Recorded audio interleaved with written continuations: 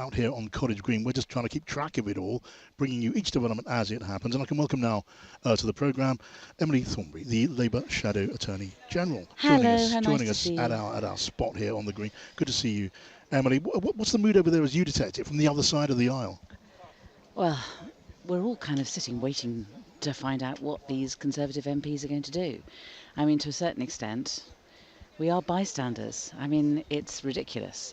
But the fate of the Prime Minister rests in the hands of Conservative MPs who will be, I hope, reflecting the views of their constituents, who I'm quite sure over this half term will have been telling them in no uncertain terms what they think of this Prime Minister. Yeah. And I think that's why we have a considerable number of Conservative MPs who have decided that this really is enough. Yeah, it is a curious position to be in.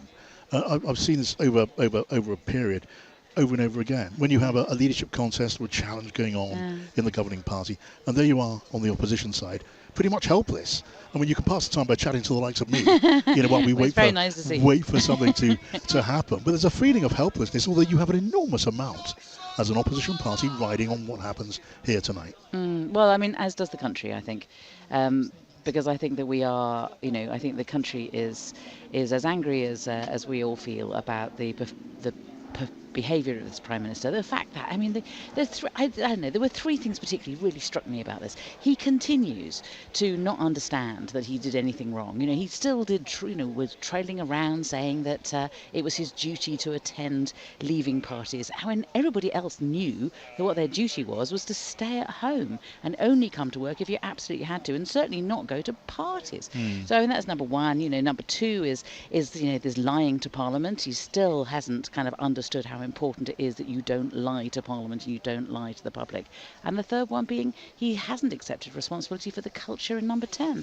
And I don't think it's gone away. And there's a reason for that, which is I think that fundamentally British people are fair and they believe that the rules should apply to everybody equally. I don't doubt for a moment you mean what you say. It's also your job to say that. You're a leading opposition figure. I just wonder what you feel in your innermost heart when you think about what might or might not happen this evening. A former senior official in Downing Street under Tony Blair's premiership, Alistair Campbell, you'll know well, I know well. He was giving his view earlier on today that if the Prime Minister is unseated, whoever takes over from Boris Johnson would be a stronger contender, a stronger challenger to Labour than is Boris Johnson. Do you agree with that?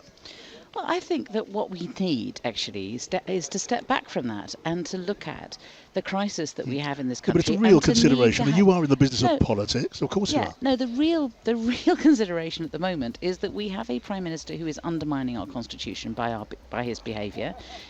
Thinking that he is all-powerful is completely unacceptable, and not focusing on the issues that are of great importance. And I'm in politics because I want to make life better for people. And we currently have a government that is a zombie government with a Prime Minister who thinks he's a president. Well, I don't know if it's a comfort or a curse that there's nothing you can do about whatever happens today. Emily Thornberry, really good to talk to you, Labour's Shadow Attorney General. Coming up, the news at the top of the hour. And I'm going to be taking you through where we are at this moment, 5 o'clock on this afternoon here at Westminster. The Prime Minister's position on the line. This is Times Radio.